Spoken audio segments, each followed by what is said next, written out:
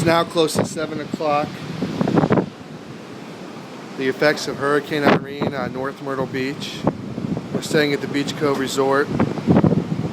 There's still more idiots down on the beach, as you can see. I've noticed some of the waves actually getting a little bit larger. Right now they don't look it, but I've seen some of the biggest ones I've seen since I've been here.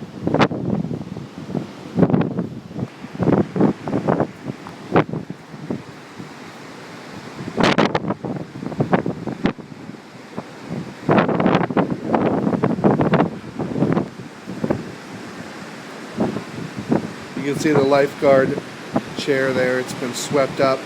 It was down there another good probably 20 or so yards away earlier.